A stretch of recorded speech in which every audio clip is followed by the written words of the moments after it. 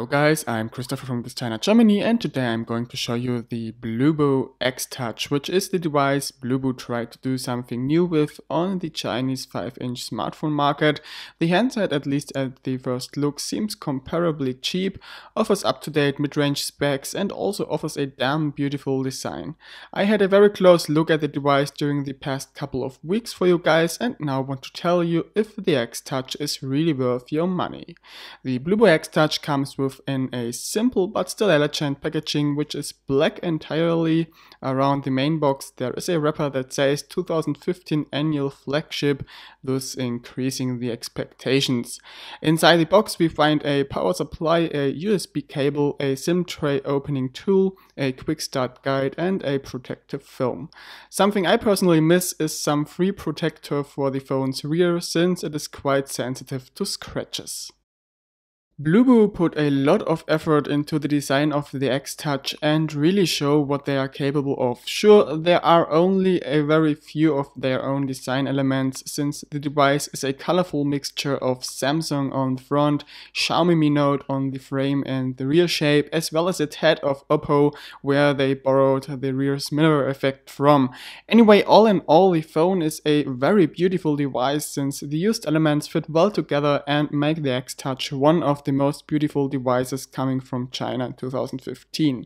But of course not everything is perfect, and that really was to expect at a price tag of about 180 bucks, since the build quality isn't quite perfect across the board. For example, the metal frame does stick above the rear cover here and there, and the rear cover isn't made from glass but plastic instead, which means that it is very easy to scratch.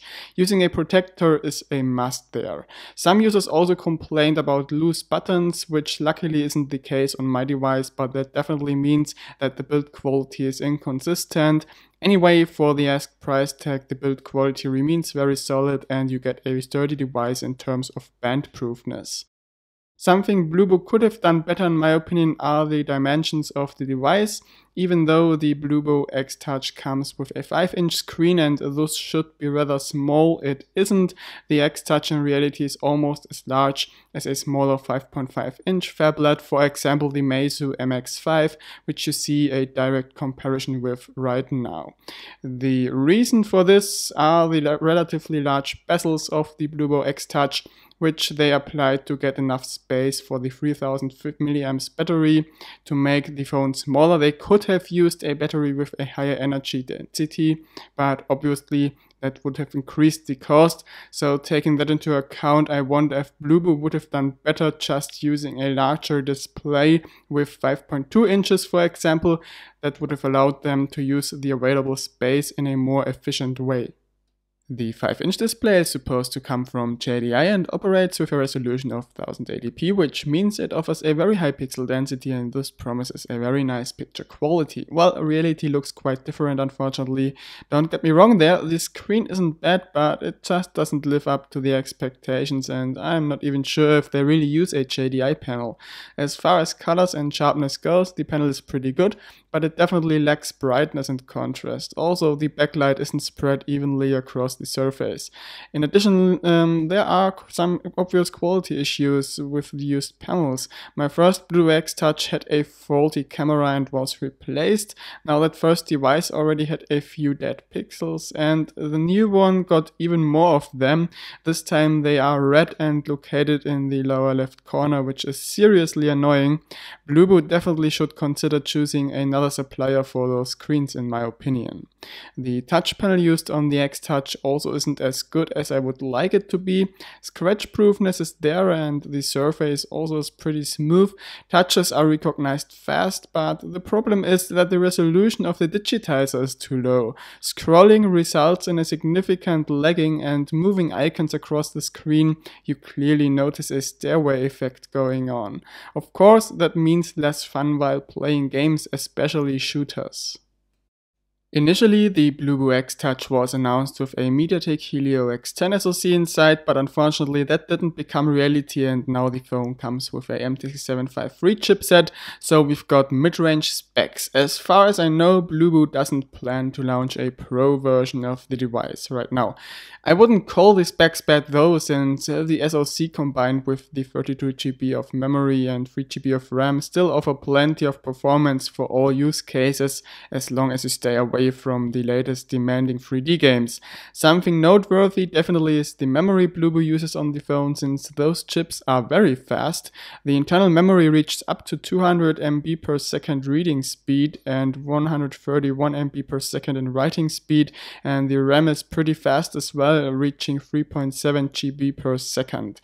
Basically, the Bluboo Xtouch, aside from graphically intense applications, is a nice performer, and the fast memory is really noticeable while running Antutu, which reached about 42K to 44K points in version 5. Anyway, in real life the handset still seems a little sluggish, which is due to the software. Next to the aforementioned specs, the Bluboo Xtouch also comes with a fingerprint scanner, which is embedded into the home button. The sensor was working very well while I used the device on a daily basis, but of course that can be different for each and every one of you, so that explicitly only applies to me. Unlocking the phone takes below 1 second, and you don't have to turn the phone on before. Placing your finger on the sensor is enough. Out of 10 tries, about 2 fail. You can save up to 5 fingerprints, but I recommend you to scan each of your used fingers 2 times, since that increases reliability of the sensor. Another thing I have to mention about the specs are sensors. The Bluboo Xtouch unfortunately does not come with a gyroscope, even though that is advertised on Bluboo's website. The magnetic compass doesn't work most of the time as well, like it is often the case on Chinese budget phones. Calibrating the sensor doesn't help, unfortunately. As mentioned previously, I'm not too satisfied with the Android 5.1 ROM running on the Bluboo Xtouch. The reason for this simply is that the performance is not as good as it could be on the MT6753, comparing the phone to some other devices with similar specs like the Meizu M2 Note, for example. In addition, there are a few bugs like a missing battery percentage in the current firmware version. Anyway, I have to admit that Bluboo does well with updates and obviously does care about the issues. There have been a couple of over-the-air updates so far, which indeed fixed issues and made the system perform better step by step, so we can expect the current bugs to be fixed at some point and the performance to become better over time. Bluboo also did a great job keeping their ROM clean. There is no bloatware and also viruses, and even all stage fright vulnerabilities have been fixed. Reception quality unfortunately is a difficult story on the Bluboo Xtouch. I stumbled upon issues with the reception quality in 3G and LTE networks. While the GSM signal was always high, the 3G and LTE signals had a significantly lower signal strength than on other devices. As a result, it wasn't possible to get a fast internet connection in areas where the 3G or LTE signal is naturally limited. It seems like Bluboo made some mistakes with the antenna design or placement there. Also, Wi-Fi signal strength isn't as good as on other devices, for example the Cubot X17, Elephone M2 or Meizu MX5. Luckily that didn't have an impact on usability, but I noticed a limited bandwidth in rooms far away from the router, though in my case that is 1 floor below the router. The GPS, however, was working fine, at least since the latest over-the-air update. Bluboo claims to use a dedicated chipset for GPS, and that appears to be true since the fix times are faster than on MediaTek-only solutions, and also the satellite signals seem stronger. Using GPS Toolbox, it does not take very long to get a fix with 1 meter of accuracy, and also navigation and tracking does work flawlessly. Just the non-working e-compass disturbs the overall picture a little. During phone calls, the Bluboo Xtouch offered an acceptable audio quality. The spoken words are clearly understandable, but in loud environments it is sometimes hard to understand since Bluboo does not use a noise-cancelling mic, which is kinda unfortunate. The internal media speaker isn't too good. It sounds rather flat and starts scratching on higher volume. It is okay to be used for hands-free or some quick video clips, but definitely not for music. That gets compensated, however, by a very nice audio output through the headphones, microphone check. Bluboo claimed to use a dedicated audio enhancement chip, and that again appears to be true since the quality is really nice and also the maximum volume is very high.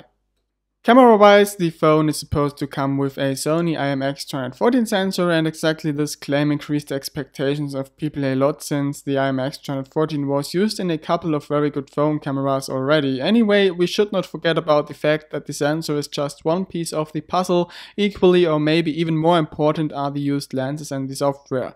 And exactly this is where the Bluboo Xtouch sucks. The used lenses apparently are very cheap since all Xtouch units suffer from blurry edges on the taken picture. Also, the details of the pictures aren't too good. Zooming into pictures, you will soon spot blurry details and fractals. This can be improved a little by using different camera apps, but the pictures still do not look perfect. Especially the failure rate is annoying since I usually have to delete every third picture I take. In darkness, the camera appeared to be pretty light sensitive, but has issues taking sharp pictures. Without a tripod or something, it is nearly impossible to get sharp pictures in darkness, and that again is very annoying. The dual LED flash luckily can help a bit, at least in mid-sized rooms or close-up shots, since it is very bright. Video recordings look average, but unfortunately don't sound too good. Fine details like birds are mostly lost, and the audio track in general lacks volume, but that of course can be fixed by editing the clips afterwards and increasing the volume.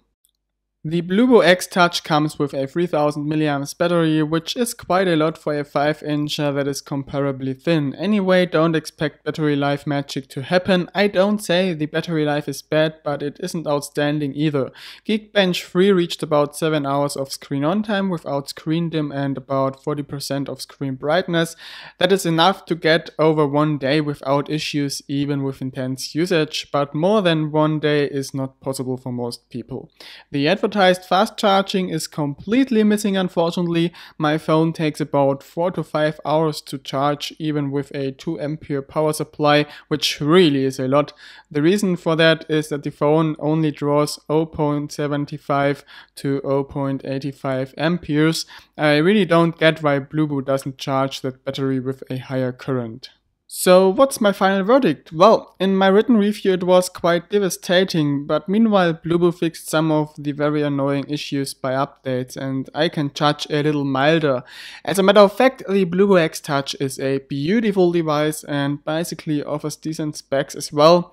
It isn't a bargain though at 180 bucks. It just has too many flaws and lacks a consistent build quality, plus there are a lot of promises that didn't become reality. In the past, a lot of other manufacturers showed that things can be done better, even on lower price ranges. For example, Meizu, Xiaomi, Oukitel, Cubot, and even Doogee.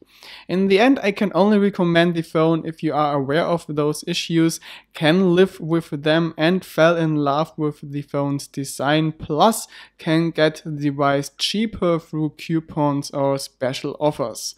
So if you are looking for a good alternative that also offers a 5-inch display, I recommend you to check out the Cubot X17, of which you find a review here on the channel as well. So that's all from my side. Thank you for watching this review, and I hope you will be with me again on the next review. As usual, if you have questions, drop a comment. If you like what we are doing at GizChina Germany, make sure to subscribe to this channel and pay us a visit at www.gizchina.de. Bye bye, over and out.